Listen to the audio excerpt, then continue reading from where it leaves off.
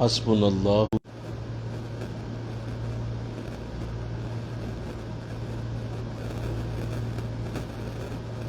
نعم المولا و نعم النصیر صلی اللہ علی حبیبہ محمد وآلہ وسلم صلی اللہ علی حبیبہ محمد وآلہ وسلم.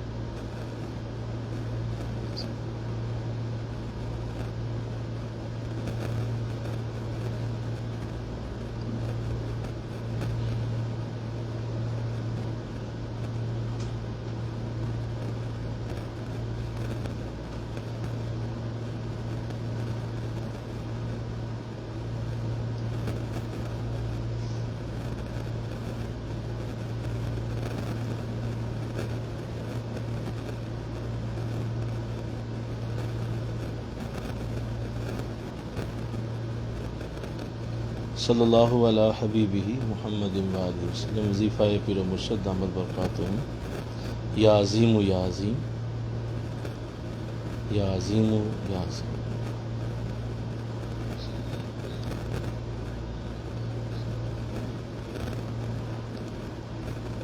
یا عظیم یا عظیم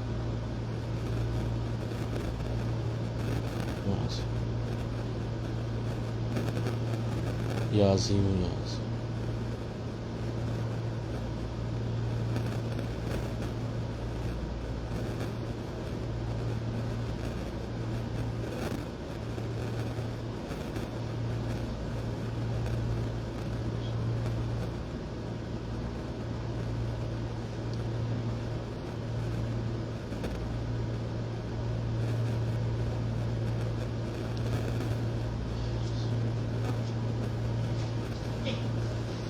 یا عظیم ذی الثناء الفاخر والعز والمجد والکبریاء فلا یذل عز یا عظیم یا عظیم یا عظیم.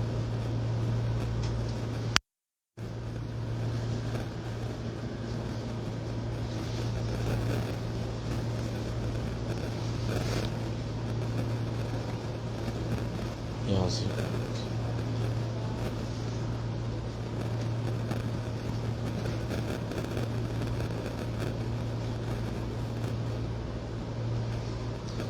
یا عظیم ذی الثناء الفاخر والعز والمجد والکبریاء فلا یذل عزہ یا عظیم حق صلی اللہ علی حبیبہ محمد وآلہ وسلم صلی اللہ علی حبیبہ محمد وآلہ وسلم.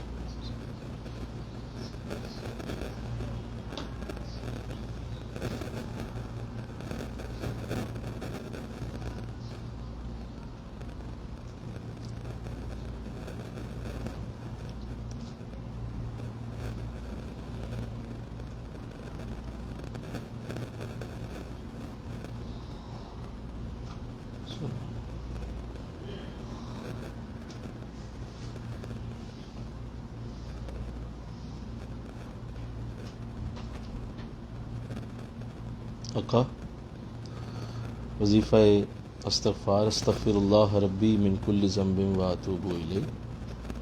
استغفر اللہ ربی من کل ذنب واتوب الیہ.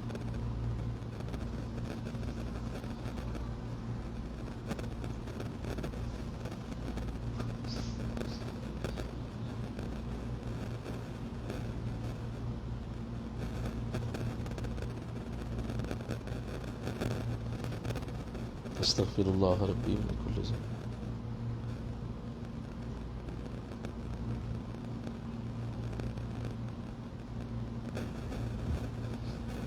اپنے منہ میں پڑھتے جائیں. استغفر اللہ ربی من کل ذنب واتوب الیہ.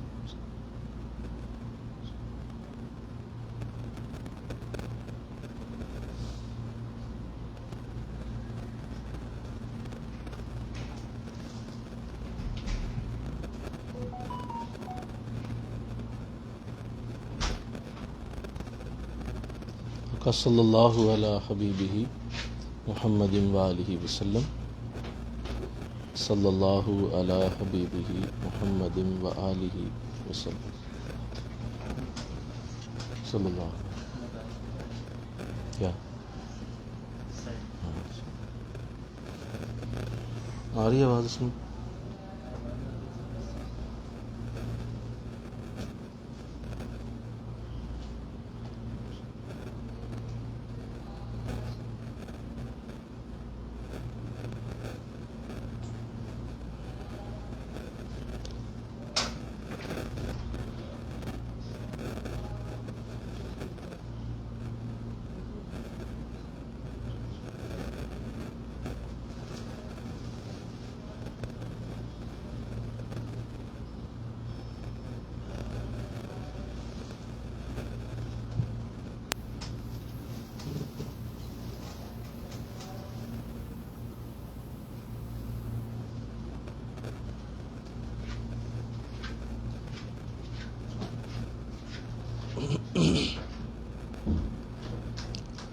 صلی اللہ علی حبیبہ محمد وآلہ وسلم۔ الفاتحہ۔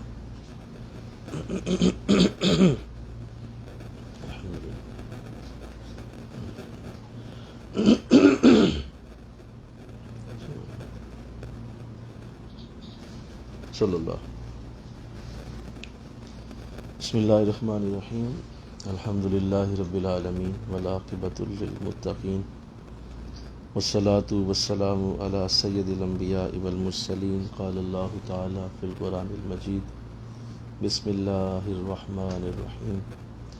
الا ان اولیاء اللہ لا خوف علیہم ولا هم یحزنون۔ صدق اللہ العظیم۔ رب اشرح لی صدری ویسر لی امری واحلل عقدۃ من لسانی یفقہوا قولی۔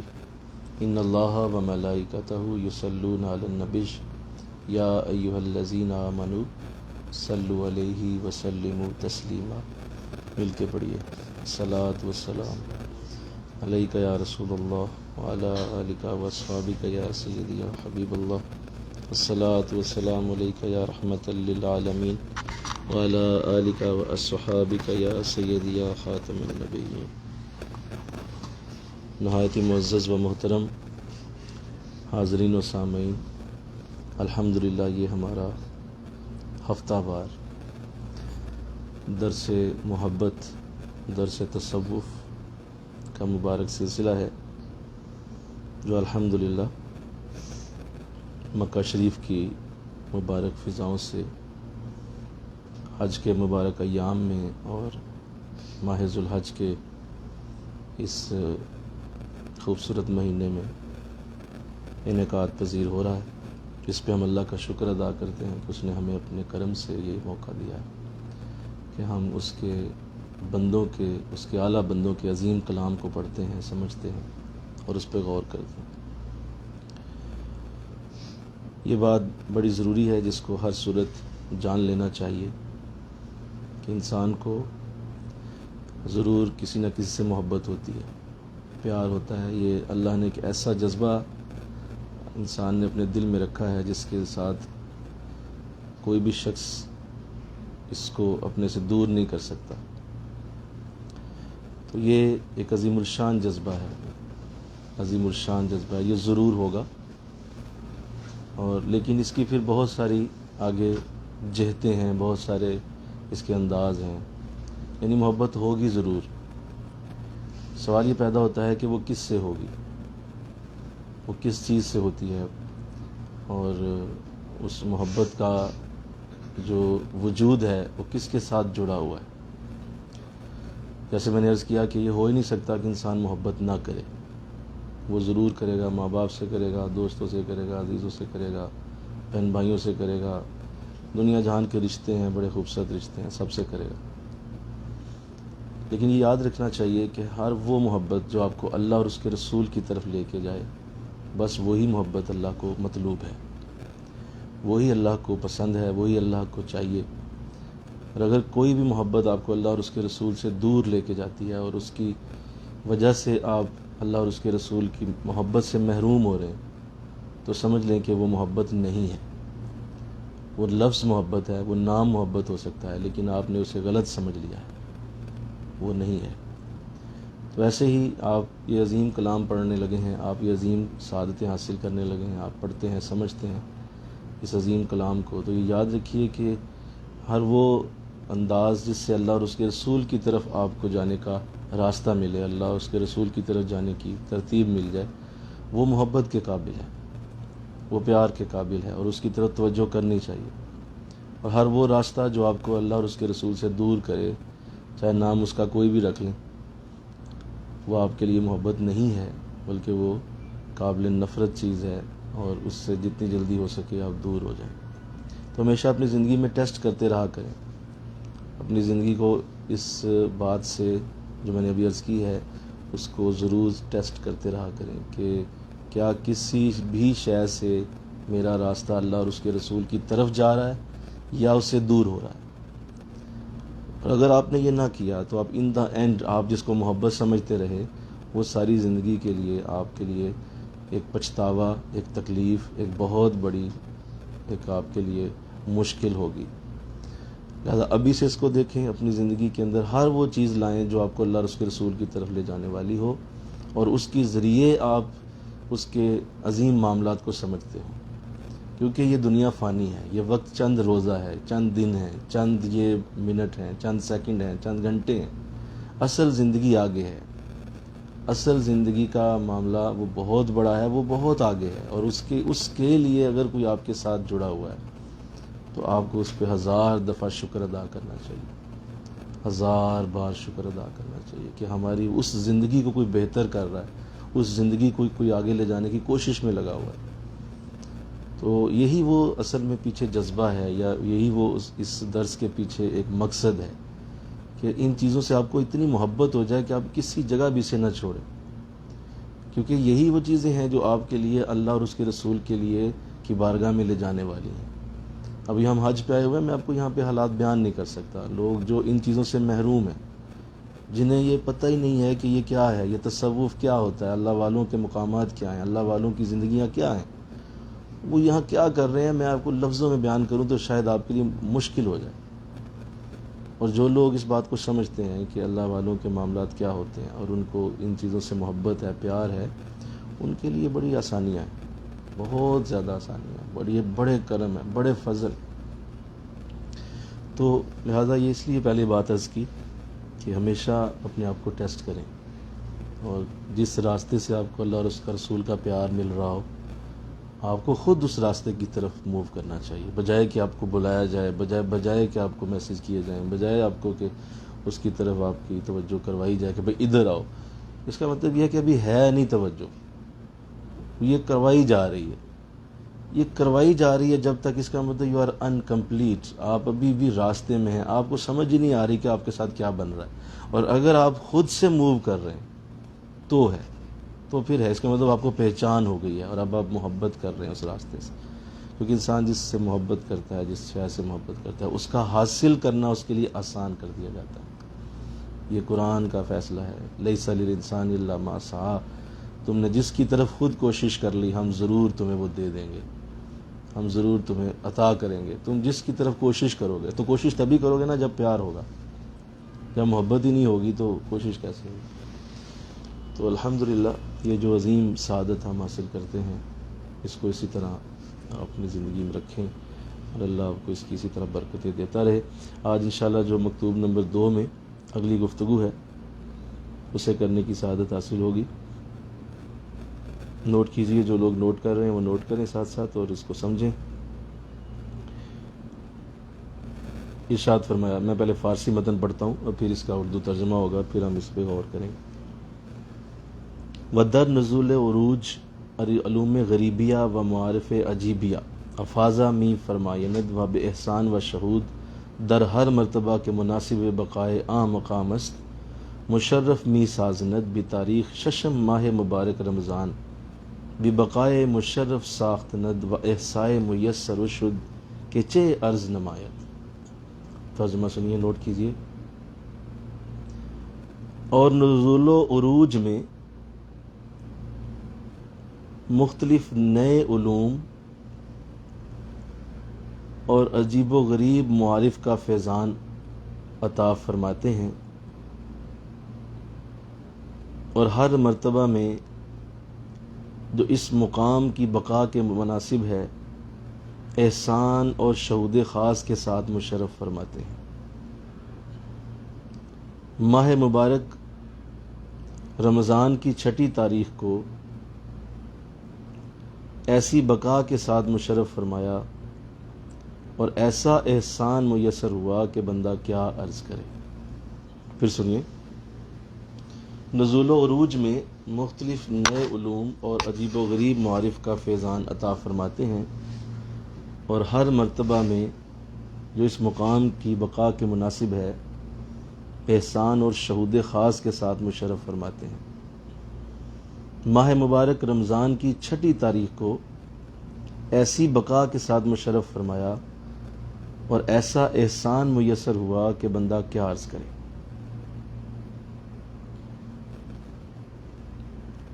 جیسا کہ پہلے عرض کیا گیا تھا کہ حضرت مجدد الفیضانی رحمۃ اللہ تعالی علیہ آپ نے پیر و مرشد کو اپنے احوال بیان فرما رہے ہیں اور اپنی کیفیات سے جو اللہ نے آپ کو عطا فرمائی اس کو خط کے ذریعے بیان فرما رہے ہیں۔ اب اس مضمون میں جو میں ابھی عرض کرنے لگا ہوں بڑی کچھ خاص باتیں ہیں، میں چاہتا ہوں کہ اس کو سمجھنے کے لیے کچھ میں پہلے عرض کر دوں۔ ایک تو یہاں دو لفظ استعمال کیے آپ نے، نزول و عروج، اور نزول و عروج میں مختلف نئے علوم اور عجیب و غریب معارف کا فیضان عطا فرماتے ہیں۔ دو لفظ استعمال کیے، نزول اور عروج۔ نزول نیچے آنے کو کہتے ہیں اور عروج اوپر جانے کو کہتے ہیں۔ تو یہ دو الفاظ ہیں جو طریقت کے اندر بہت ہی زیادہ سمجھنے والی اور ایک ٹرم ہے جس کو نزول و عروج کہا جاتا ہے، اور اسی کو مفسرین، محدثین اور جو صوفیاء ہیں وہ انسان کے لیے ایک خاص انداز میں سمجھانے کا انداز بناتے ہیں۔ جب آپ نزول کی بات کرتے ہیں تو یہ یاد رکھیے، نزول طریقت میں اللہ کی بارگاہ سے لوگوں کی طرف آنے کو کہا جاتا ہے، اور عروج بندوں کی طرف سے اللہ کی طرف جانے کا نام ہے۔ یعنی جب انسان بہت زیادہ ذکر کرتا ہے، میں سادہ الفاظ میں بیان کروں، بہت زیادہ ذکر کرتا ہے، بہت زیادہ قرآن، نماز، روزے کی طرف توجہ کرتا ہے، تو اس کا مطلب ہے کہ اس کی توجہ اب اللہ کی طرف ہے، بہت زیادہ اللہ کی بارگاہ کی طرف اس کا دھیان رہتا ہے، وہ وظائف پڑھتا رہتا ہے، قرآن کی طرف توجہ ہے، نیکی، شیخ کی بارگاہ میں بار بار جاتا ہے، اپنے حضرت کی خدمت کرتا ہے، یہ سب کچھ عروج کے معاملات۔ اس کے بعد جب وہاں سے یہ برکتیں لے دی جاتی ہیں، اللہ کی بارگاہ سے وہ رحمتیں مل جاتی ہیں، تو پھر اسے اللہ نزول عطا فرماتا ہے۔ نزول کا مطلب یہ ہے کہ اب وہ زیادہ توجہ مخلوق کی طرف کرے گا، اس کا زیادہ دھیان لوگوں کی طرف ہو جائے گا، وظائف، نماز، روزہ بھی چلتا رہے گا، لیکن اس کی توجہ کا مرکز اب یہ چیزیں نہیں ہوں گی، اس کی توجہ کا مرکز دنیا ہو جائے گی، لوگ ہو جائیں گے، اور وہ لوگوں کی طرف دھیان کرے گا، ان کی ہدایت کے لیے، ان کی نیکی کے لیے، ان کے اللہ کے راستے کی کوشش کے لیے وہ اپنی جان کھپانا شروع کرے گا۔ اسے نزول کہا جاتا ہے، اور یہ عروج سے بڑا درجہ ہے، اس لیے کہ آقا دو جہاں صلی اللہ علیہ وسلم نے دونوں کیے، آپ نے عروج بھی کیا ہے اور پھر نزول بھی کیا ہے۔ جب آپ معراج پہ تشریف لے گئے اللہ کی بارگاہ میں تو یہ آپ کا عروج تھا، اس عروج سے جب آپ واپس آئے اور واپس آ کے مخلوق میں شامل ہوئے تو یہ آپ کا نزول تھا۔ تو صوفی کو بھی یہی دونوں چیزیں دی جاتی ہیں، پہلے وہ ذکر اذکار کرتا ہے، نماز روزے کی توجہ کرتا ہے، بہت زیادہ اپنے آپ کو نیکیوں میں مصروف رکھتا ہے، یعنی عروج کرتا ہے، اور پھر ایک وقت آتا ہے کہ اس کی توجہ زیادہ تر نماز روزے سے ہٹ کر وہ مخلوق کی طرف چلی جاتی ہے، اور اس کو یہی ذہن میں لگا رہتا ہے کسی طرح میں مخلوق کو نیکی کی طرف لے آؤں، اور قرآن پڑھا دوں، حدیث پڑھا دوں، نیکی سکھا دوں، کسی کو نماز سکھا دوں، کسی کو اللہ کا پیار دے دوں، کسی کو رسول کا عشق دے دوں، کسی کو نعت سنا دوں، کسی کے لیے کچھ کر دوں، کسی کو۔ تو یہ اصل میں نزول کا ایک انداز۔ یہ یاد رکھیے کہ عروج والے آپ کو لاکھوں ملیں گے، لاکھوں نہیں، کروڑوں کہہ دو، کروڑوں ملیں گے، لیکن نزول والے آپ کو شاید سینکڑوں میں بھی نہ ملیں۔ یہ بہت کم لوگ ہوتے ہیں، کیونکہ نزول کرنا یہ صرف آقا دو جہاں صلی اللہ علیہ وسلم کی خوبی ہے، اور آپ علیہ الصلوۃ والسلام کو اللہ نے اعزاز دیا کہ آپ اللہ کی بارگاہ سے ہو کے واپس بھی آئے۔ دیگر انبیاء جو ہیں ان کے معاملات علیحدہ رہے، اللہ نے انہیں اور انداز سے نوازا ہے، لیکن جو حضور علیہ السلام کی ذات کریمہ کا یہ انداز ہے کہ آپ مخلوق کی طرف واپس آئے اور نزول کیا آپ نے، یہ ایک صوفی کے لیے بڑی ہی خاص بات ہے۔ تو عروج والے میں جیسے میں نے عرض کیا کہ آپ کو بہت ملیں گے، آپ کو بہت تسبیح درود والے ملیں گے، تہجد گزار ملیں گے، آپ کو بڑے بڑے اچھے اللہ کی عبادت کرنے والے لوگ ملیں گے دنیا میں، لیکن آپ کبھی نزول والے ڈھونڈیں تو شاید آپ کو کئی میلوں کا سفر کرنا پڑے، اور پھر بھی جا کے پتہ چلے کہ نہیں، یہ بندہ بھی نزول والا نہیں ہے، کیونکہ اس کا انداز ہی اور ہوگا، اس کا یہی ذہن ہوگا کہ ٹھیک ہے، مجھے اللہ نے جو دیا میں اس کو بانٹوں لوگوں میں اس کو لوگوں تک پہنچاؤں، چاہے کچھ بھی ہے۔ لوگ اسے یہ بھی کہیں گے ابھی تیری عمر چھوٹی ہے، لوگ کہیں گے ابھی تیرے پاس علم تھوڑا ہے، لوگ کہیں گے ابھی تجھے پتہ ہی کوئی نہیں، لوگ کہیں گے تجھے جانتے ہی، لیکن وہ کہے گا یار جتنا ہے وہ تو دوں، یہ تو پھیلاؤں، اس کو تو دینا ضروری ہے نا، یہ جو میری جیب میں 1 روپیہ ہے اس کو تو دینا ہے نا، کروڑ جب آئیں گے وہ بھی دوں گا، لیکن یہ ایک تو دوں۔ یعنی وہ اس دھن میں رہتا ہے کہ لوگوں کی طرف توجہ اتنی زیادہ ہو جائے، تو اسے نزول کہا جاتا ہے۔ تو آپ فرما رہے ہیں ہر نزول و عروج میں مختلف نئے علوم اور عجیب و غریب معارف کا فیضان عطا فرماتے ہیں۔ اور یہ کب شروع ہوا؟ یہ آپ فرما رہے ہیں کہ رمضان کی 6 تاریخ سے میرے ساتھ یہ معاملات شروع ہو چکے ہیں۔ تو یہ نزول و عروج کے انداز اللہ جسے عطا فرمائے، آمین کہہ دیجئے، اللہ اس کو عطا فرمائے، اور ہمارے ہر بچے کو اور بچی کو اللہ یہ دونوں چیزیں دے کہ وہ عروج بھی کرے اور وہ نزول بھی کرے۔ صرف عروج کر کے کونے میں بیٹھ جانا اور کہنا کہ مجھے تو بہت اللہ سے پیار ہے، بہت اللہ سے محبت ہے، بہت اللہ کا میرے ساتھ پیار ہے، اللہ مجھے پیار کرتا ہے، میں اللہ سے پیار کرتا ہوں، تو کرتا رہے بھائی، تو کونے میں بیٹھ کے کرتا رہے۔ تیرے اس ایک بندے کے پیار سے کیا لاکھوں مخلوق ضائع ہو گئی، لاکھوں مخلوق بیکار ہو گئی، لاکھوں مخلوق زندہ جل گئی، لاکھوں مخلوق کی جو ہے وہ دوزخ کی طرف دوڑ لگی ہوئی ہے، تو لگا رہا ہے نکر میں بیٹھ کے مجھے اللہ سے بڑا پیار ہے۔ تو ٹھیک ہے، تو یہ بہت بڑا معاملہ ہے۔ جیسا کہ میں نے عرض کیا، حضور اسلام کی یہ حدیث جو ہے جو بڑی ہی خاص اور بڑا ہی عجیب مضمون رکھتی ہے، جس میں آقا دو جہاں صلی اللہ علیہ وسلم نے فرمایا کہ اللہ نے جبریل علیہ السلام کو ایک علاقے کی طرف بھیجا اور فرمایا کہ جاؤ جا کے اس پورے علاقے، پورے اس خطے کو ختم کر دو، اس کی ایک ایک بچے، ایک ایک انسان، ایک ایک جانور کو بھی تم نے زندہ نہیں چھوڑنا، ہر شے کو ختم کرو۔ حضرت جبریل چونکہ پہلے بھی اس طرح کے احکامات پورے کرتے رہے ہیں اور آپ کو اللہ نے بھیجا مختلف علاقوں میں عذاب کے لیے، تو آپ چلے گئے تو وہاں دیکھا کہ وہاں آپ نے دیکھا کہ ایک شخص جو ہے وہ اللہ کی عبادت میں ہے اور وہ مصلی پہ ہے، اپنے رب کی عبادت میں مصروف ہے۔ تو آپ حیران ہوئے کہ یہ کیسے ہو سکتا ہے کہ ایسی جگہ مجھے عذاب کے لیے بھیجا گیا جہاں ایک بڑا نیک شخص موجود ہے، اور پھر اس کا پورا بایو ڈاٹا بھی آپ نے دیکھ لیا۔ واپس چلے گئے اللہ کی بارگاہ۔ تو آقا فرماتے ہیں اللہ نے پوچھ لیا کہ جبریل میرے حکم پہ عمل ہوا؟ فرمایا مولا نہیں ہوا۔ کہا وجہ کیا ہے؟ وجہ یہ ہے مولا کہ میں نے وہاں ایک ایسا شخص دیکھا ہے کہ جو ابھی بھی تیری عبادت میں تھا، اور اس کا میں نے جب بایو ڈاٹا نکالا ہے تو اس کی زندگی میں کوئی ایک گناہ بھی نہیں، اس نے پلک جھپکنے کے برابر بھی گناہ نہیں کیا، تو کیا میں اسے بھی ساتھ ہی ختم کر دوں؟ تیرا حکم نہیں آیا کہ اسے نکال لو؟ وہ جو باقی ہیں انہیں تو سمجھ آ گئی، مجھے سب کو دیکھ لیا برے لوگ تھے، لیکن یہ ایک بندہ، کیا اسے بھی اس کے لیے واپس آیا ہوں کہ کیا میں اس کو نکال لوں وہاں سے؟ تو جب آپ آ ہی گئے ہیں تو اب آپ یہ حکم سنتے جائیں کہ آپ جائیں اور اس پورے زمین کے خطے کو جتنا وہ علاقہ ہے اسے اٹھائیں اور اسی شخص کے سر پہ ماریں، اس کو ہی تم نے ختم کر دینا، آپ اس کا وجود ہی مٹا دو جس کا پوچھ رہے ہو۔ تو کہا مولا یہ کیا بات ہے، عجیب بات، اس بندے کا کیا قصور ہے؟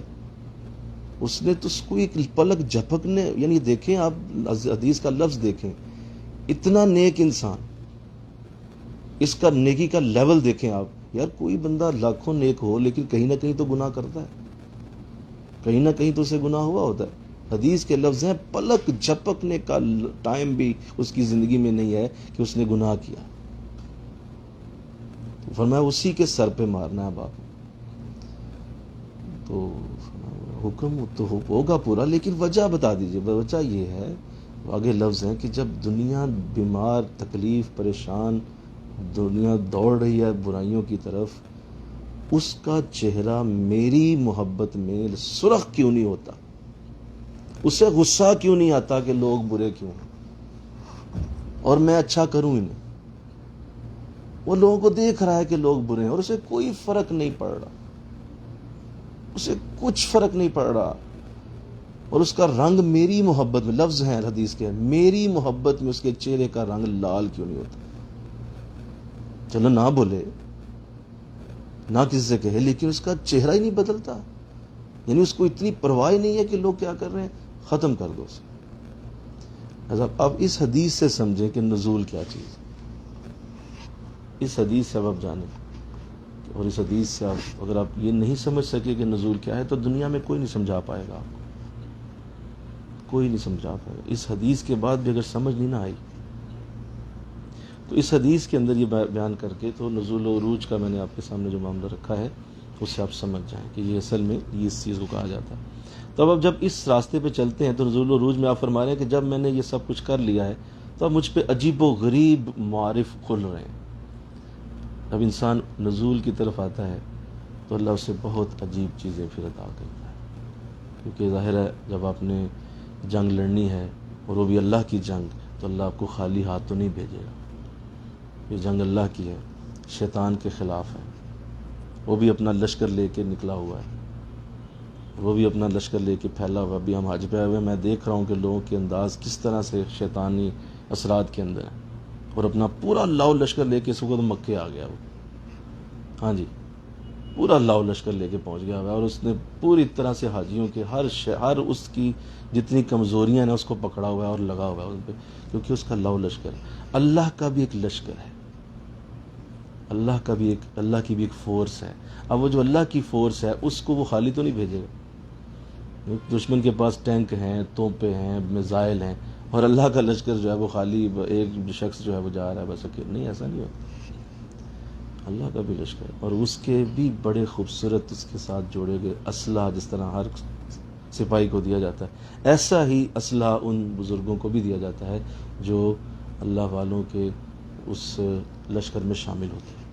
تو فرمایا مجھے عجیب و غریب معارف دیے جا رہے ہیں، اور جو میں یہ آگے جا رہا ہوں، نیکی پھیلاتا چلا جا رہا ہوں، میرے ساتھ جو معاملات بنتے جا رہے ہیں مولا، وہ میں عرض نہیں کر سکتا. فرمایا میرے لیے لفظ نہیں ہے، ایسا احسان میسر ہوا کہ بندہ کیا عرض کرے. تو یہاں میں ایک بات کر دوں کہ یہ عظیم سعادت جسے اللہ دے دے، اور حضور کی یہ حدیث جو مجھے کبھی نہیں بھولی، جو ہمیشہ یاد رہتی ہے، جسے عقائد و جہاں صلی اللہ علیہ وسلم نے فرمایا کہ اگر انسان اللہ کی مخلوق کو بھلائی کی طرف بلاتا ہے اور نیکی کا اسے پیغام دیتا ہے، نیکی کی دعوت دیتا ہے، تو فرمایا اس کا اور وہ پوری مخلوق، پوری دنیا، اس کا دونوں کا معاملہ اگر دیکھا جائے اور دونوں کو کمپیریزن میں لایا جائے، تو حضور نے جو فرما کے حد کر دی، فرمایا کہ وہ شخص جو دین پھیلاتا ہے اس کی مثال کیا ہے، اور وہ جو دنیا کے تمام لوگ عبادت گزار، حاجی، نمازی، قرآن پڑھنے والے، نیکی کا ہر وقت انہیں شوق رہتا ہے، ہر وقت وہ مصلی پہ کھڑے رہتے ہیں، وہ سارے لوگ ملا کے ان کا معاملہ کیا ہے. فرمایا کہ یہ جو ساری دنیا کے نیک ہیں ان کی مثال قطرے جیسی ہے، اور وہ جو نیکی پھیلانے والا ہے اس کی مثال سمندر جیسی ہے. اب بتائیے اس حدیث سے قطرہ اور سمندر کو آپ ملائیں، آپ کوئی اس کی نسبت بنائیں، اس کو لا کے ملا کے دیکھیں کہ اس کی نسبت کیا بنے گی. ایک طرف سمندر ہو اور ایک طرف صرف ایک ڈراپ آف واٹر ہو، آپ اسے کیسے آپس میں جوڑ سکیں گے. تو فرمایا کہ یہ جو بلائی پھیلا رہا ہے، نزول والا ہے، اس کی مثال سمندر کی طرح، اور اس کو اس طرح اللہ نوازتا ہے جس طرح سمندر کو اللہ نے نوازا ہوا ہے، کہ وہ کتنا گہرا، کتنا کھلا، کتنی وسعت، کتنی اس کے اندر ہزارہا خزانے، کروڑہا مچھلیاں، بے شمار پہاڑ، زمین کی بہت ساری نعمتیں اس کے اندر، معدنیات، وہ ساری اس کے اندر موجود. لہذا وہ سب کچھ اس سمندر والے کو دیا گیا ہے، اس کے اندر ہیں وہ ساری چیزیں. جس طرح سمندر کے اندر کروڑ، آج بھی اگر آپ سمجھنے کے لیے ہی سمجھ رہے ہیں، آج بھی اگر آپ سائنس کو پوچھ لیں تو سائنس صاف کہہ دیتی ہے کہ ابھی بھی سمندر ایکسپلور نہیں ہو سکا، اور اس کے اندر کی جتنی گہرائیاں ہیں اسے انسان ناپ نہیں سکا. تو یہ وہ سمندر ہے جو یہ دنیا کا سمندر ہے، جو اللہ نے جیسے سمندر کہا ہو، اس کے نبی نے سمندر کہا ہو، بتاؤ اس کے اندر کیا ہو. تو اس لیے یہ جو نظام ہے آپ کا، یہ جو نیکی کا نظام ہے، میں خدا را عرض کرتا ہوں جو آپ میں سے نیک پیغام پھیلانے والے ہیں، وہ اپنا بہت زیادہ خیال رکھیں، وہ اپنی ایک ایک قدم کے اوپر خیال رکھیں، وہ اپنی ایک ایک اپنی سٹیپ کے اوپر دیکھیں کہ آپ عام لوگ نہیں ہیں. آپ کو حضور نے سمندر کہا ہے. یا تو آپ کہہ دیں کہ ہم پیغام پھیلانے والے ہی نہیں، یا تو آپ یہ کہہ دینا کہ ہم پیغام پھیلانے والے نہیں ہیں، ہم اس کیٹیگری میں نہیں آتے. تو ٹھیک ہے، کریں پھر آپ کا جو دل کرتا ہے. لیکن جب آپ کہہ رہے ہیں کہ ہم آپ کا پیغام پھیلاتے ہیں، ہم اپنے شیخ کا پیغام پھیلاتے ہیں، تو پھر آپ کو اس حدیث کو سمجھنا ہے کہ آپ سمندر جیسے لوگ، آپ نے اس کو ہر وقت مانیٹر کرنا ہے. آپ کے اندر وسعت ویسی ہونی چاہیے, آپ کے ظرف ویسا ہونا چاہیے, آپ کا انداز ویسا ہونا چاہیے, آپ کی گفتگو کا سلیقہ ویسا ہونا چاہیے, آپ کے اندر ایک تڑپ ہونی چاہیے, ہر وقت ایک دین کو پھیلانے کا جذبہ جو آپ کے اندر ہے اس کو بڑھاتے رہنا چاہیے. کتنی کو دیر اور مجھے بتائیں ذرا, کتنے کو دن اور بتا دیں, سال, 2 سال, 6 سال, 20 سال, 40 سال, کتنے سال اور فنش. اس کے بعد داستان نہ ہوگی تیری داستانوں میں. کوئی تمہیں یاد بھی کر گیا تو کہنا کہاں قبر ہے, کس جگہ تھی, کون تھا. ہمیں مجھے اپنے پردادے کی قبر نہیں یاد, کس کو یاد ہوگا. ہاں لیکن جو نزول والے ہیں, داتا صاحب جیسے نزول والے ہیں, معین الدین چشتی جیسے, غوث اعظم جیسے, کون بھول سکتا ہے. اللہ لے کے جاتا ہے, فلاں جگہ جائیں وہاں نزول والا دفن, فلاں جگہ جائیں وہاں نزول والا لیٹا ہوا, فلاں جگہ جائیں وہاں نزول والا بیٹھا ہوا. پہنچ جائیں گے لوگ, اللہ یاد کرائے. لہذا اس لیے عرض کیا کہ عجیب و غریب معارف کا فیضان عطا فرماتے ہیں, اور ہر مرتبہ میں جو اس مقام کی بقا کے مناسب ہے احسان اور شہود خاص کے ساتھ مشرف فرماتے ہیں. اور میں مجھ پہ بڑے کرم ہو رہے ہیں, شہود خاص مل رہا ہے. میں یہاں پھر توجہ چاہوں گا, لفظ ہے شہود خاص. دیکھیں ایک ہوتا ہے شہود عام. وزیر اعظم صاحب گئے ہیں, پرائم منسٹر گیا ہوا ہے کسی علاقے میں, وہاں پہ اس نے بہت بڑا جلسہ کیا ہے, اسٹیج پہ کھڑا ہو گیا ہے, اور اس نے اسٹیج پہ کھڑے ہو کے ساری دنیا سے خطاب سارے دیکھ رہے ہیں. یہ شہود عام ہے. پرائم منسٹر ہے, کھڑا ہے اسٹیج پہ, دنیا لاکھوں سامنے کھڑی دیکھ رہی ہے, دیکھتی جائے. اسے شہود عام کہیں گے, ہر بندہ دیکھ رہا ہے. لیکن وہی پرائم منسٹر کسی کو علیحدہ اپنے روم میں بلائے, اس کے سامنے بیٹھے, اس سے لمبی خود بات کرے, اور اس کے ساتھ 1 to 1 ملاقات, بتائیے وہ کیا ہے؟ وہ شہود خاص ہے. وہ عام لوگوں کے لیے نہیں ہوتا, وہ اس کے لیے ہوتا ہے جو اس کا کام کرتے ہیں. بھائی جو اس کے لیے لگے ہوئے ہیں, وہ انہیں ایسے جلسے میں تو بات نہیں کرے گا نا, بولو جلسے میں تو نہیں بات کرے گا. وہ ان کو کہے گا بھائی آپ میرے ساتھ علیحدہ ہیں, آپ میرے اپنے کارکن ہیں, آپ میرے بندے ہیں, آپ میری اس پارٹی کو چلا رہے ہیں, آپ آ جائیں. انہیں علیحدہ روم میں لے جائے گا, وہاں بٹھائے گا, وہاں سے وہاں 1 to 1 میٹنگ ہوگی. تو یہی آپ فرمایا کہ اب میرا معاملہ نزول کے بعد شہود خاص والا ہو گیا. مل کے کہو سبحان اللہ. اب یہ وہ عام میرے ساتھ اللہ کا تعلق نہیں رہا. میرا وہ تعلق نہیں ہے کہ اللہ سب کا اللہ ہے اور سارے اسی کے بندے ہیں نا بھائی. جس طرح سارے لوگ کہتے ہیں بھائی ہمارا بھی تو خدا ہے. ہم کب کہتے ہیں تمہارا خدا نہیں ہے؟ سب کا ہی خدا ہے. وہ سب کا خدا ضرور ہے, لیکن جس کا معاملہ نزول کے ساتھ جڑتا ہے, آپ فرماتے ہیں کہ اب مجھے اللہ پرائیویٹلی عطا کرتا ہے, اب مجھے پرائیویٹلی علیحدہ دیا جاتا ہے, اب مجھے پرائیویٹلی محبتیں پیار دی جاتی ہیں. وہ الگ انداز ہے جو میرے ساتھ بنایا گیا. اسے شہود خاص کہتے ہیں. تو جیسے کہ یہ عرض کیا گیا کہ یہ درس عام ذہنوں کا ہے ہی نہیں, عام ذہنوں کی پہنچ یہاں تک نہیں ہے.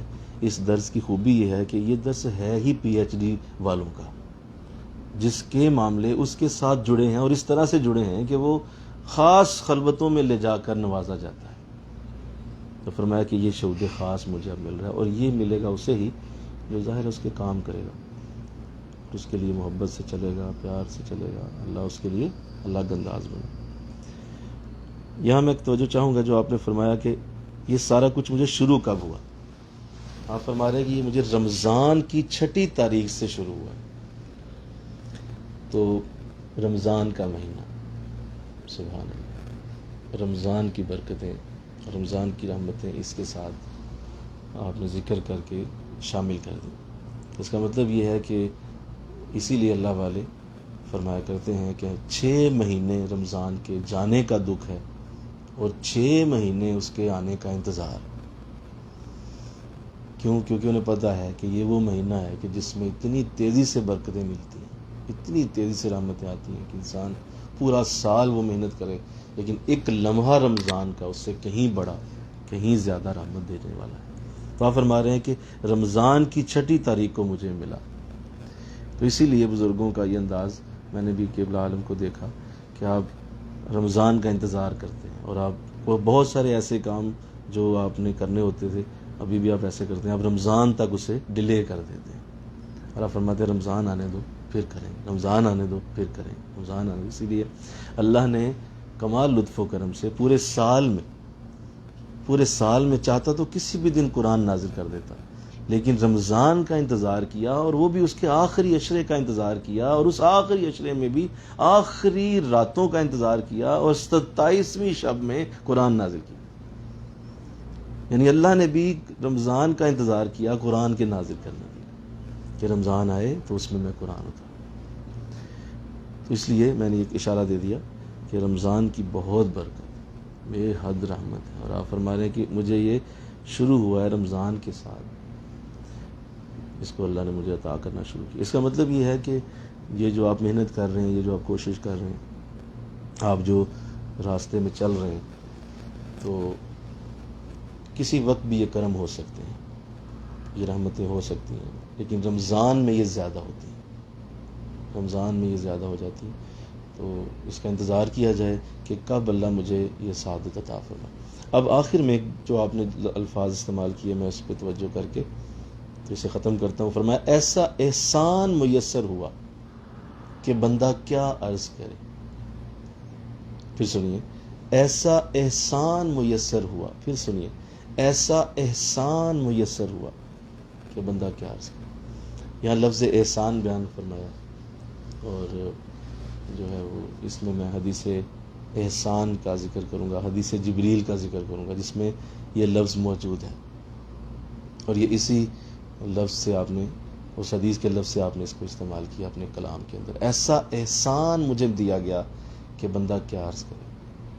آقا دو جہاں صلی اللہ علیہ وسلم موجود ہیں, صحابہ بیٹھے ہیں کہ ایک شخص آتا ہے اور وہ حضور کے سامنے آ کے دو زانوں بیٹھ جاتا ہے, جس طرح تیار نہیں بیٹھتے, تو آ کے بیٹھ جاتا ہے حضور کے, آپ کے گھٹنوں کے ساتھ گھٹنے لگا لیتا ہے, اور کوئی کسی سے پوچھتا نہیں ہے, کوئی بات نہیں کرتا, سلام کرتا ہے اور سیدھا جا کے حضور کے گھٹنوں سے گھٹنے لگاتا ہے. حضور بھی اس کے سامنے اسی طرح بیٹھ جاتے ہیں. صحابہ حیران ہوتے ہیں کہ یہ کون ہے, اور اس کو کس نے اتنی اجازت دی ہے کہ سیدھا آگے حضور کے پاس بیٹھا ہے, اور نہ اس نے کسی سے پوچھا ہے, اور حضور کے ساتھ جڑ گیا, اور آقا نے بھی کوئی بات نہیں کی ہے, اور اس کے چہرے پہ اتنی فریشنس ہے کہ وہ مسافر لگتا بھی نہیں. بال اس کے سلجھے ہوئے ہیں, کپڑے اس کے بڑے شاندار ہیں. اگر وہ مدینے کا ہوتا تو آپ صحابہ فرماتے ہیں ہم پہچان لیتے. وہ مدینے کا بھی نہیں تھا, کہیں باہر سے آیا, اور باہر سے آیا تو سفر کر کے آیا, تو سفر کر کے آیا تو اس پہ آثار کیوں نہیں ہے. جب انسان سفر کرتا ہے تو اس کو گرد پڑتی ہے, اس کے بال الجھتے ہیں, اس کے کپڑوں پہ نشان ہوتا ہے کہ یہ سفر کر کے آیا. وہ بھی نہیں ہے تو یہ کہاں سے آ گیا. لیکن کسی کی جرت نہ ہوئی, انہوں نے پہلا سوال کیا, فرمایا حضور بتائیے اسلام کیا ہے. حضور اسلام نے جواب دیا, اسلام یہ ہے کہ تم اللہ کو ایک مانو, اور مجھے اللہ کا رسول مانو, فرشتوں پہ ایمان لاؤ, اور جو ہے نماز کی پابندی کرو, قرآن, اسی طرح روزہ, حج, زکوٰۃ کا ذکر کیا. فرمایا یہ اسلام. تو اس نے کہا صدقتا یا رسول اللہ, آپ نے سچ کہا اے اللہ کے رسول. تو صحابہ فرماتے ہیں ہم پھر حیران ہو گئے کہ خود ہی سوال کرتا ہے اور خود ہی تصدیق کر دیتا ہے, یعنی اسے پتہ تھا جواب کا. پھر پوچھا حضور یہ بتائیے ایمان کیا ہے. فرمایا ایمان یہ ہے کہ تم اللہ کو ایک مانو, مجھے رسول مانو, فرشتوں پہ ایمان لاؤ, کتابوں پہ ایمان لاؤ, آخرت پہ ایمان لاؤ, تقدیر پہ, اچھا اور برا ہونے پہ ایمان لاؤ. فرمایا یہ ایمان. فرمایا صدقتا یا رسول اللہ, اے اللہ کے رسول آپ نے سچ کہا. فرماتے ہیں ہم پھر حیران ہو گئے کہ سوال بھی کرتا ہے, جواب سنتا ہے, اور پھر اس کی تصدیق کرتا ہے. تیسرا سوال کیا, احسان کیا ہے. فرمایا احسان یہ ہے کہ تم اللہ کی عبادت اس طرح کرو کہ گویا کہ تم اسے دیکھ رہے, اور اگر تم اسے نہیں دیکھتے تو اس طرح ضرور کرو کہ وہ تجھے دیکھ رہا ہے. پھر سنیے, احسان یہ ہے کہ تم اللہ کی عبادت اس طرح کرو کہ گویا تم اسے دیکھ رہے ہو, اور اگر تم اسے نہیں دیکھتے تو اس طرح ضرور کرو کہ وہ تو تجھے دیکھ ہی رہا ہے. اب یہ جب حضور نے فرمایا تو اس نے کہا صدقتا یا رسول, آپ نے سچ کہا ہے اللہ کے رسول، یہ کہا اور اس نے سلام کی اور اٹھ کے مڑا اور چلا گیا۔ صحابہ حیران ہیں، تو حضور نے خود ہی کہا صحابہ پتہ یہ کون تھا؟ فرمایا حضور بتائیے۔ فرمایا یہ جبریل تھے اور تمہیں تمہارا دین سکھانے آئے تھے، تمہارا دین تمہیں بتانے آئے تھے، تو یہ جبریل تھے۔ تو یہ حدیث جبریل میں نے پوری آپ کے سامنے عرض کی ہے۔ اب ان 3 سوالوں پہ غور کرنا ہے۔ پہلا سوال ہے اسلام کیا ہے، نماز روزہ حج زکوٰۃ۔ دوسرا سوال ہے ایمان کیا ہے، فرشتوں پہ، کتابوں پہ، اللہ کے ایک ہونے پہ، رسول پہ، یوم آخرت، ایمان۔ تیسرا سوال احسان کیا ہے، جو آپ نے یہ لفظ استعمال کیا، احسان ایسا میسر ہوا۔ اب مجدد پاک کے لیول کو دیکھیے کہ آپ فرما رہے ہیں کہ مجھے اللہ نے وہ احسان دے دیا ہے جو حضور نے اپنی حدیث میں ذکر کیا کہ میں یوں عبادت کر رہا ہوں کہ جیسے اللہ کو دیکھ رہا ہوں۔ اس طرح سے مجھے عبادت کا مزہ آنا شروع ہو گیا، اس طرح سے مجھے عبادت کا ذوق آ گیا، اس طرح سے میرے سجدے ہو گئے ہیں، رکوع ہو گئے ہیں کہ اب میں ایسے ہو گیا ہوں جیسے اللہ کو دیکھ کے کرتا ہوں۔ کچھ سامنے ہو، جیسے آپ جس طرح اس سے سجدہ کریں ویسا میرا انداز ہو۔ تو لہذا یہ احسان کی برکت اور یہ جو دین ہے ہمارا، اب یہ جو پہلی 2 چیزیں تو آپ علماء سے سیکھ سکتے ہیں۔ کسی بھی عالم سے بیٹھیں، آپ پوچھیں ان سے نماز کیسے پڑھنی ہے بتا دے گا، روزہ کیسے کرنا رکھنا ہے بتا دے گا، حج کیسے کرنا ہے بتا دے گا، یہ سارے علماء بتا سکتے ہیں۔ آپ پوچھ لیں ایمان کیا ہے بتا دیں گے، ایمان یہ ہے، ایمان اس طرح سے آپ لاتے ہیں۔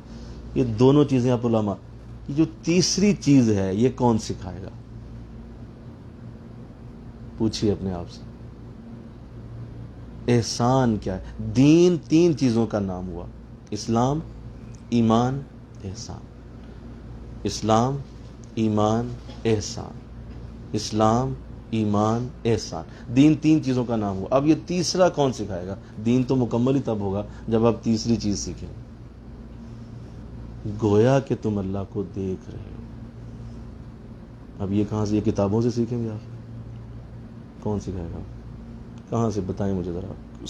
سوال ہے، تمام دنیا کے لوگ اگر اس کو سنیں، ان آنسر دیں کہ کہاں سے لیں گے آپ یہ کیفیت، گویا کہ اللہ کو دیکھ رہا ہوں۔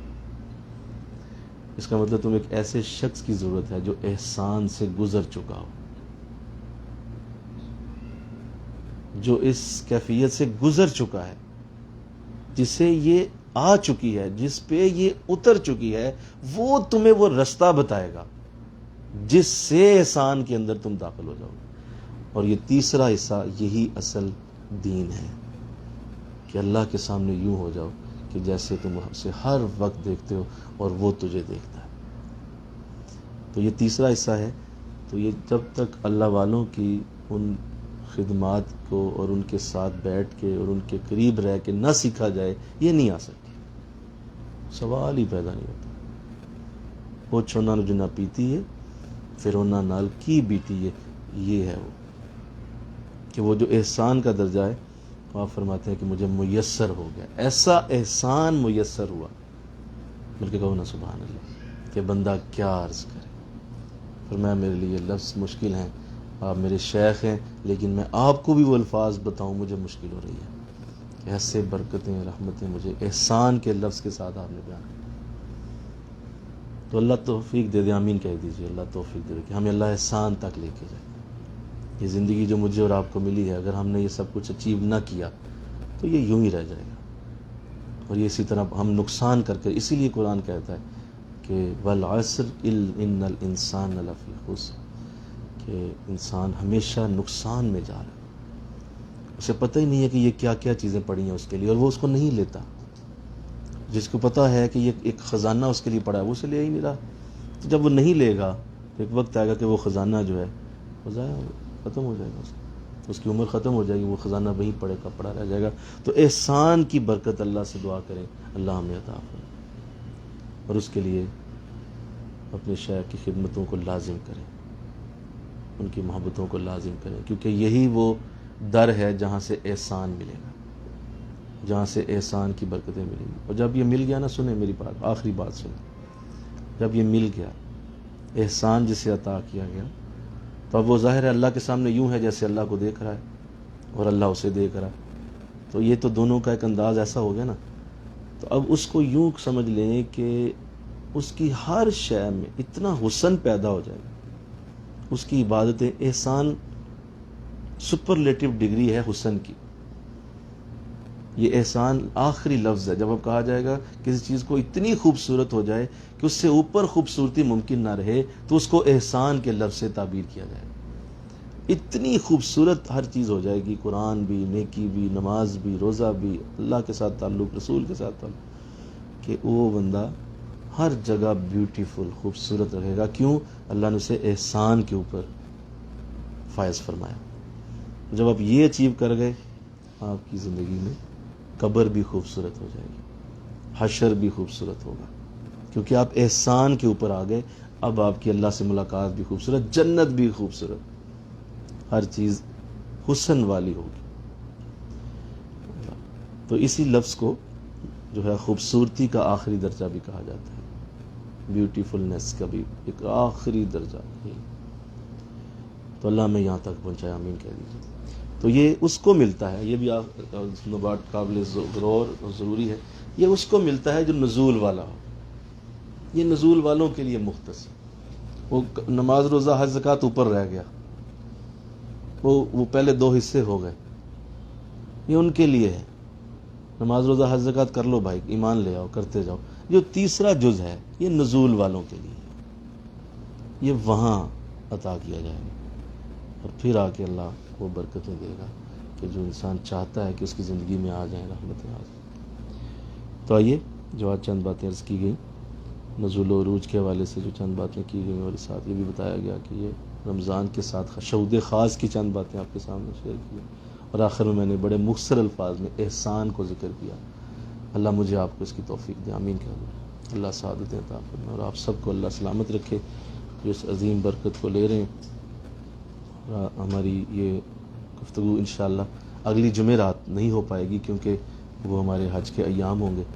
تو انشاءاللہ اب یہ اس سے اگلی جمعرات میں یہ ہوگا انشاءاللہ. اس وقت امید ہے کہ ہم مدینہ شریف ہوں گے، وہاں پہ انشاءاللہ مزید اگلی گفتگو کرنے کی سعادت حاصل ہوگی. وما علینا الا البلاغ المبین. ذکر کی طرف توجہ کریں تھوڑی دیر کے لیے، دل کی طرف، دل کے اندر دھیان کریں. اللہ اللہ کی آواز سنیں کہ آپ کے دل سے اللہ اللہ کی آواز اٹھتی ہے اور آپ اسے سن رہے ہیں.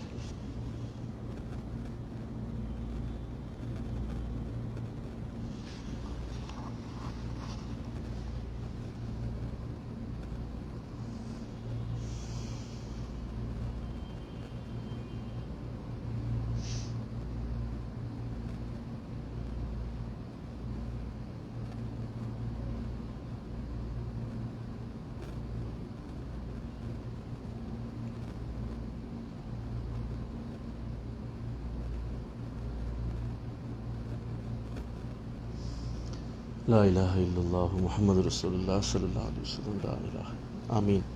اللہم صلی علی سیدنا و مولانا محمد وعلی آل سیدنا و مولانا محمد وبارک وسلم الہ العالمین. مولا اس پاک سرزمین سے، تیرے حرم سے، جس کا ایک ایک لمحہ لاکھ لاکھ سے ضرب کھاتا ہے، مولا اس عظیم سعادت کو حاصل کیا گیا. یہ درس تیرے حرم سے نشر ہو رہے ہیں، مولا اسے بھی لاکھ سے ضرب دے دے، اسے بھی لاکھ سے ضرب دے دے، ان لفظوں کو لاکھ سے ضرب دے دے. ہمارے یہ مولا یہ خوبصورت ایام حج کے دن، ان کی برکت ان دروس کو عطا فرما. اس کے اندر جو گفتگو کی گئی، جو گفتگو کی سعادت ملی، اس پہ عمل کی توفیق عطا فرما. ہم سب کو اپنا اصل مقام پہچاننے کی سعادت عطا فرما. ہم سب کے لیے دین کی راہ آسان فرما، دین کے معاملات آسان فرما، آسانیاں پیدا فرما. مولا جتنے ساتھی یہاں تشریف رکھتے ہیں، مولا حمزہ فاروقی صاحب، شکیل فاروقی صاحب تشریف لائے، ہماری مولانا نور فاروقی صاحب، میری اہلیہ محترمہ، اور دیگر مولا جو ہمارے ساتھ آن لائن شامل ہیں، مولا سب کو دارین کی برکتیں اور رحمتیں نصیب فرما. پوری دنیا میں آقا دو جہاں کے حقیقی دین کو پھیلانے کی توفیق عطا فرما. حضور علیہ السلام کی سچی محبت کو پھیلانے کی سعادت عطا فرما. مولا یہ حج کے جو آگے دن ہیں، ہمیں مولا سلامتی خیریت کے ساتھ حج کی سعادت عطا فرما. مولا اور جو دل میں دعائیں ہیں، تمنائیں ہیں، التجائیں ہیں، وہ ساری اپنی بارگاہ میں قبول فرما. لا حول ولا قوة الا باللہ العلی العظیم. وصلی اللہ تعالی برحمتک یا الا اللہ محمد.